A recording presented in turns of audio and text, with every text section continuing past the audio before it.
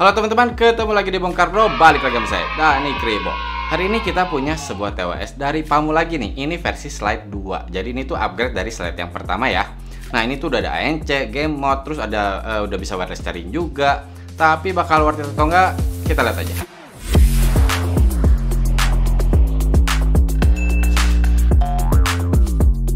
Nah sebelumnya saya mau ngucapin terima kasih nih, thank you buat Patmed yang sudah mengirimkan TWS ini untuk kita review.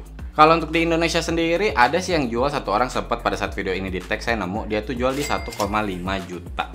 Tapi ini tuh sedang ada early bird gitu di Indiegogo dan itu harganya di 79 sampai 89 US dollar. Dan itu bakal berakhir di tanggal 6 September yang harganya akan berubah menjadi 159 US dollar. Ya agak disayangkan sih, untuk Pamu ini kan lumayan bagus nih untuk TWS-TWS-nya yang sudah pernah kita review di sini. Cuman sayangnya belum ada di Indonesia yang resminya. Kalau dalam boxnya yang pasti ada case dan earbuds-nya, kabel USB-A ke tipe C untuk ngecharge. Untuk extra ear tips udah dapat 4 pasang. Udah dapat pouch juga nih, dan yang pasti manual serta garansinya. Nah ini dia barangnya, Pamu Slide 2. Ini yang berwarna hijau dan dia tuh hijau tua gitu. Tapi setahu saya ada juga berwarna putih dan hitam. Nah kalau untuk hijau ini cakep sih, serius, ini hijau tuanya tuh kelihatan lebih premium aja gitu. Dan seperti namanya, kalau untuk buka case-nya harus di slide. Dia tuh di slide ke atas gini ya, jadi kalian bisa langsung slide aja dan earbuds-nya bakal nongol. Awalnya sih saya pikir bakal agak susah mungkinnya untuk mengeluarkan atau memasukkan earbuds-nya, tapi enggak kok, ternyata masih gampang, masih enak aja gitu dan masih mudah. Di depan ada tulisan Pamu dan kalau port tipe C-nya itu ada di bagian atas. Nah kalau untuk lampu indikator ada di bagian bawah. Kalau di belakangnya sih polos aja, cuman di sini untuk wireless chargingnya. Kalau untuk bahan sendiri dia full plastik dan kalau kita bicara masalah slide-nya sih kerasa kuat sih dan dia tuh nggak yang bakal loss lah gitu kalau dalam waktu dekat. Tapi nggak tahu kalau untuk pemakaian lama apakah bakal loss atau enggak nih untuk si slide-nya. Saat di shake masih ada sih bunyi dan saya beberapa kali dapat tuh sampai si lampu indikator nyala. Cuman kalau saya cek di Bluetooth HP saya dia nggak pernah sampai mau connect sih, jadi dalam arti kayaknya kadang-kadang dia masih kayak kecabut gitu dari magnetnya dan nyala atau aktif untuk si earbuds-nya tapi langsung kepasang lagi. Nah kalau untuk earbuds-nya sendiri dia bertipe in-ear dan juga ada tangkainya, cuman tangkainya lebar ya, bisa terlihat kayak gini. Nah di bagian tangkainya ini ada logo Pamu dan juga mikrofonnya. Kalau lampu indikator ada di bagian bawah. Kalau di bagian dalam itu ada indikator L dan R dan juga magnet konektor. Oh ya ada lubang mic juga. Tapi setahu saya untuk per earbuds sampai ada 3 mic sih. Kalau untuk bodinya sendiri emang dia agak gede ya, tapi nggak yang gede banget. Dan juga tangkainya bisa dibilang sih ya nggak panjang-panjang banget. Tapi memang pada saat dipakai itu masih kelihatan keluar. Kalau untuk berat per earbudsnya sendiri di 5,5 gram dan berat total itu di sekitar 65 gram. Oh ya untuk nozzle-nya sendiri dia berbentuk oval ya, bukan yang bulat. Nah kalau untuk ear tip-nya sendiri udah kerasa lembut sih, jadi nggak yang keras gitu dan nggak kasar juga. Cuman kalau kita bicara masalah tebel, nggak yang tebel-tebel banget sih. Dan ketika saya pakai, memang kerasa untuk si earbuds-nya ini tuh nggak yang terlalu plek aja masuk ke telinga gitu. Jadi kayak ngerasa ini tuh aman nggak sih, nggak akan tiba-tiba copot kan. Tapi kalau dari pengalaman saya pakai mau sambil jalan misalkan gitu, ini masih stay kok di telinga saya. Bahkan saya cobain sambil geleng-geleng dan lompat-lompat juga, dia masih stay. Walaupun tetap kerasa dia agak bergerak ya, jadi perlu saya benerin posisinya. Jadi kalau buat yang olahraga mungkin masih bisa sih kalau sekedar nge-gym gitu doang atau ya mungkin jogging. Dan dia juga udah IPX4 water resistant ya, jadi kalau untuk keringat dan hujan kecil juga dia udah oke. Ya pastikan aja kalian pakai ear tips yang sesuai dengan ukuran telinga kalian. Saya cobain juga pakai rebahan, masih enak juga sih. Cuman ketika saya menghadap ke samping ya kerasa ya langsung ketekan ya, paling lama saya 30 menit udah kerasa nggak nyaman sih pada saat rebahan menghadap ke samping tadi. Cuman setidaknya untuk si touch sensornya nggak aktif kok pada saat kena bantal. Oh ya, dia juga udah ada in-ear detection, jadi ketika kalian buka si earbuds-nya salah satunya aja itu langsung ke pause musiknya dan ketika kalian pasang lagi dia langsung play. Kalau dari pengalaman saya ketika lagi tidur menyamping gitu rebahan dia nggak yang ini kok, nggak yang tiba-tiba kayak kecabut atau gimana gitu kan, takutnya ketika lagi nempel di bantal dia goyang terus in-ear detection-nya aktif. Kalau ini nggak kok, dan saya juga cobain sambil ngunyah terus rahang saya gerak-gerakin gitu, dia aman kok, dia nggak yang ke pause sendiri. Memang benar-benar harus dibuka earbuds-nya baru dia ke pause. Nah kalau untuk touch sensor sendiri itu ada di bagian tengah tangkainya ya, dan itu dia memanjang ke atas. Kenapa? Karena untuk mengatur volume itu kalian bisa di slide ke atas untuk menaikkan volume dan slide ke bawah untuk menurunkan volume. Selain itu juga yang pasti udah bisa play pause, next track, previous track, menerima atau mengakhiri atau menolak panggilan, mengakses voice assistant dan juga mengaktifkan ANC atau mengganti ke transparency mode dan juga ANC tadi. Kalau dari pengalaman saya sih udah cukup responsif ya, dan juga sensitifnya pas, jadi benar-benar ketika kena jari baru dia aktif. Dan juga pada saat single tap dan double tap itu ada bunyi ya, jadi ada kayak pok, atau kalau double tap itu ada pok pok, itu menandakan ini play pause doang atau next track atau previous track. Dan untuk tap 2 kalinya sih ya perlu beradaptasi dikit aja sih seberapa cepat kita harus tap 2 kalinya. Tapi misalkan kalian mau mengatur sesuai dengan kebutuhan kalian nih untuk kontrolnya. Dia sudah bisa akses ke aplikasi Pamu ya, sama seperti aplikasi Pamu TWS yang sebelumnya ya. Dan di sini kalian bisa mengatur untuk kontrolnya yang double tap dan juga yang hold. Ya memang sih nggak yang sampai single tapnya dan swipe-nya bisa diatur, tapi setidaknya kalian bisa lebih mengatur sesuai dengan kebutuhan kalian. Selain itu untuk di aplikasinya yang pasti kalian bisa mengganti namanya, terus kalian bisa lihat baterai indikator per earbuds-nya, dan juga di sini ada untuk disconnect si TWS-nya. Yang pasti kalian bisa juga mengaktifkan ANC atau mau ke transparency mode. Nah, di sini ada juga mode untuk dari ANC langsung ke transparency atau melalui noise reduction dulu baru ke transparency. Ya, sesuaikan aja dengan kebutuhan kalian. Nah, udah ada equalizer-nya juga, cuman sayangnya kalian belum bisa custom sendiri ya. Jadi dia cuma menyediakan 6 preset gitu dan kalian bisa milih di aplikasinya. Selain itu ada juga untuk game mode-nya, di sini kalian bisa dimatiin atau low latency atau ultra low latency. Dan sayangnya sih untuk game mode-nya sendiri harus melalui aplikasi sih, kalau dari earbuds-nya sendiri nggak bisa diaktifkan. Nah, selain itu ada juga voice enhancement. Jadi ini ketika kalian lagi pakai hear true-nya atau transparency mode-nya tadi, kalian bisa pilih di sini ada yang low, ada yang high. Ini tuh dia membuat lebih narik lagi untuk suara orang ketika berbicara. Jadi ketika kalian mau pakai ngobrol misalkan suaranya nggak terlalu kedengaran, kalian lebih pengen fokus ke suara orang yang lagi ngomongnya, kalian bisa aktifkan di sini. Dan memang kalau dari hasil saya cobain sih ya memang lebih jelas aja tiba-tiba yang suara orang ngomongnya. Oh ya, ada juga buat yang nggak suka in-ear detection-nya tadi, kalian bisa matiin di aplikasinya ini.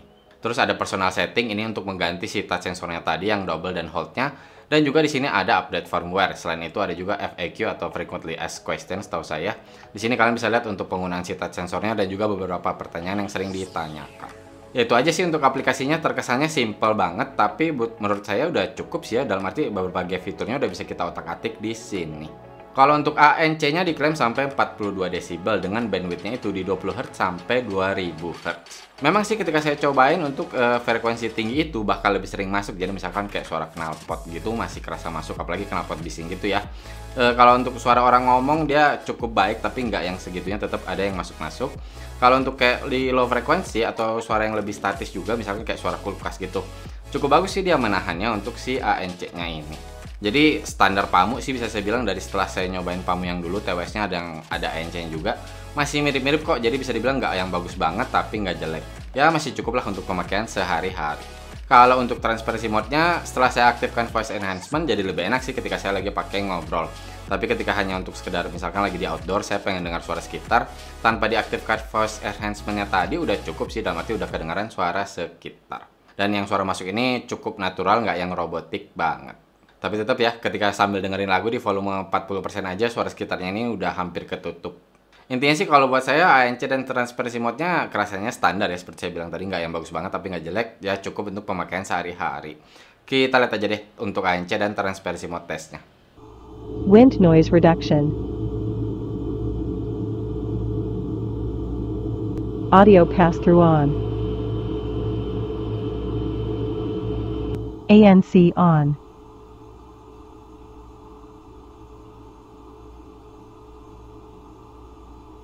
Wind noise reduction. Wind noise reduction. Audio pass-through on. ANC on.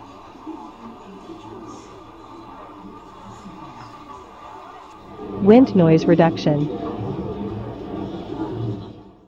Kalau untuk koneksi sendiri dia menggunakan Bluetooth 5.2 dengan kodek SBC dan AAC. Kalau kalian keluarkan earbuds dari case, dia langsung auto on dan masuk mode pairing. Jadi kalian bisa langsung searching di device kalian dan pairing langsung. Terus kalau kalian masukkan si earbudsnya, dia akan langsung auto off.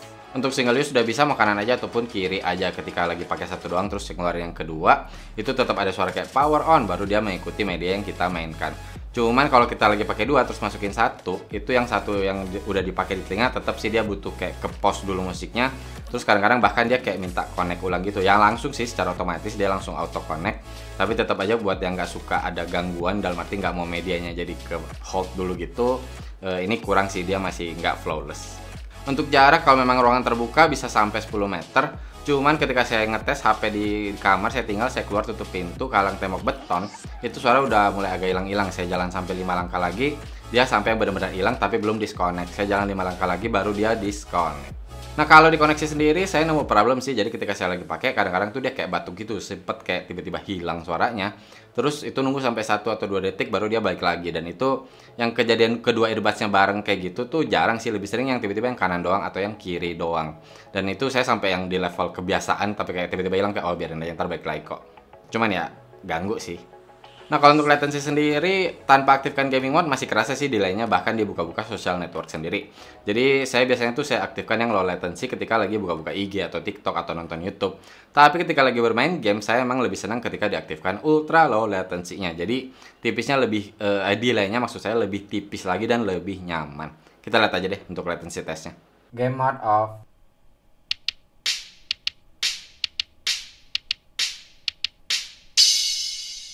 Low latency.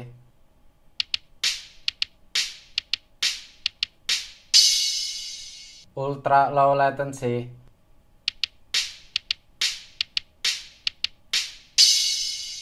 Game mode off.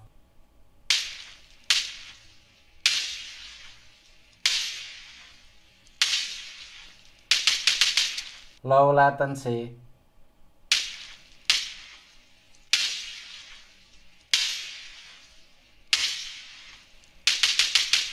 Ultra low latency.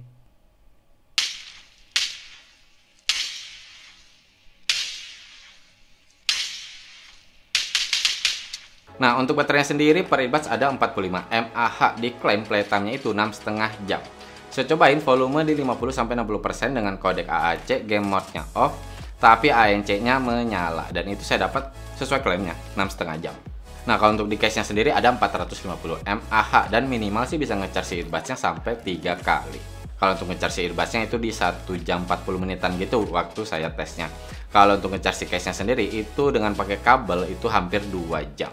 Oh ya, jangan lupa ya, tapi dia kan udah punya wireless charging juga. Ya kalau untuk baterai sih udah cukup banget ya, kadang-kadang TWS ya hanya di 4 jam, 5 jam, dia udah sampai 6,5 jam itu udah oke banget dengan ANC menyala. Jadi kalau untuk pemakaian sehari-hari udah nggak ada masalah sih untuk baterai menurut saya.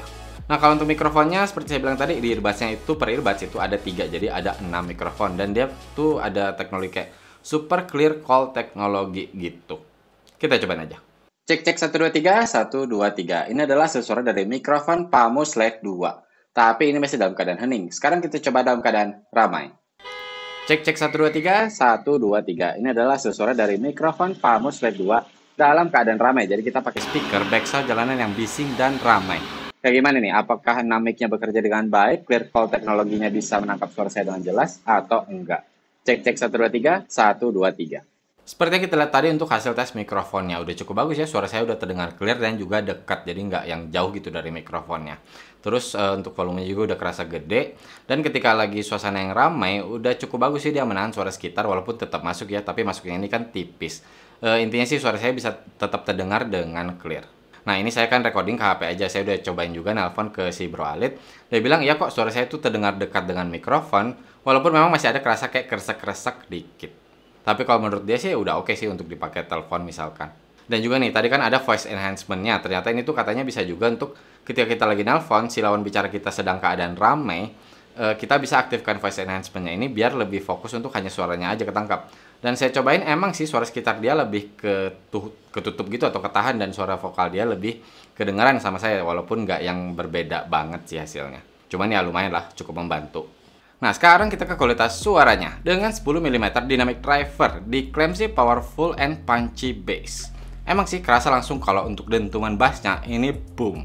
Tapi masih nyaman ya, nggak yang berlebihan banget untuk si boomnya ini. Dan juga untuk artikulasinya juga udah bagus, jadi beat cepet gitu masih bisa ngejar. Dan udah kerasa bulat juga sih, jadi nggak kerasa pecah. By the way, yang saya jelaskan sekarang ini tuh untuk equalizer yang pop ya, karena itu memang yang sebagai defaultnya. Terus saya selalu pakai Deezer Hi-Fi untuk tes soundnya. Nah kalau untuk detail di bagian low-nya ya masih kerasa sesuai harganya aja sih, jadi nggak yang di level budget, tapi udah lumayan keluar. Nah kalau buat sub bass hampir kosong sih, jadi yang keluarnya itu cuman tipis banget. Intinya sih bisa dibilang kalau untuk bagian low-nya atau bassnya sendiri itu beatnya kerasa kurang sih.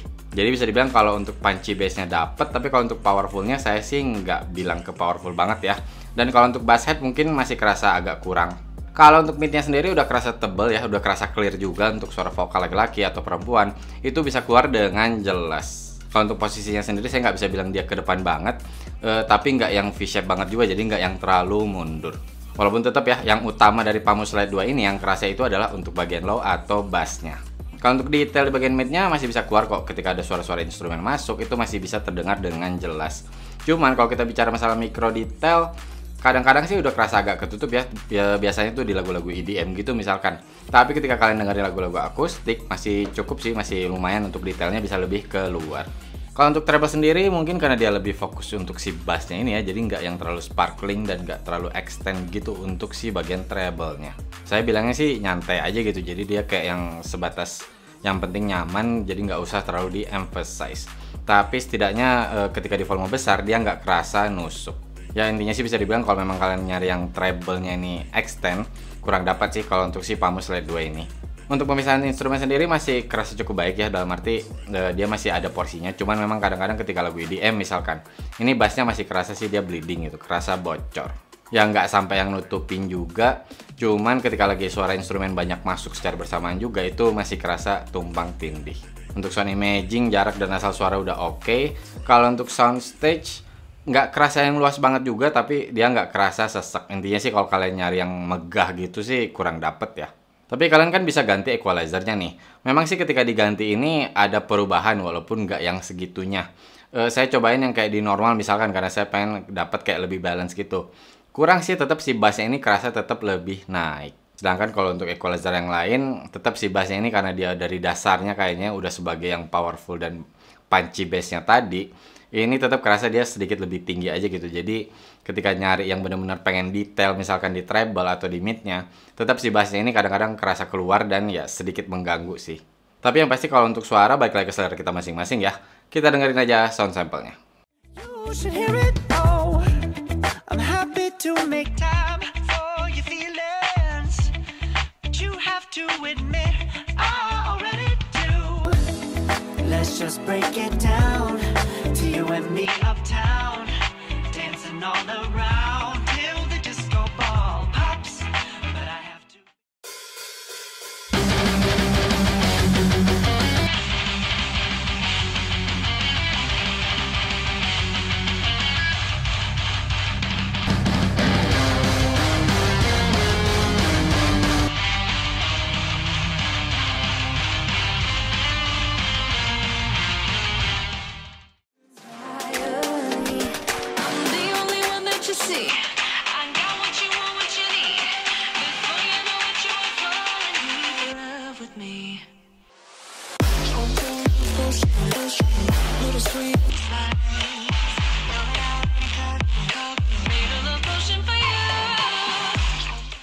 Oke, tadi kalian udah dengerin untuk sound sample-nya. Perlu saya ingatkan ya, tidak akan sampai 100% seperti kalian langsung pakai TWS-nya. Nah, sebelum masuk ke kesimpulan, saya mau cerita juga nih. Saya sempat mengalami beberapa trouble. Sebenarnya saya nggak tahu sih apakah masalahnya ini ada di koneksi atau justru di drivernya. Jadi intinya gini, ketika saya lagi pakai dan saya diem aja, ini sih jarang keluar ya untuk si trouble-nya ini. Cuman ketika saya lagi banyak bergerak, itu kerasa banget. Kadang-kadang itu sampai kayak nadanya itu bener-bener distorsi. Jadi misalkan kayak teng gitu, jadi teng gitu, dan itu kerasa banget. Ya memang juga sih itu lebih kerasa ketika di volume besar. Dan saya juga ngalamin kadang-kadang kayak si drivernya ini nggak kuat nahan untuk si impact-nya. Jadi tiba-tiba tuh kayak bep gitu, ada yang naik suara naik kayak volumenya itu gede sendiri.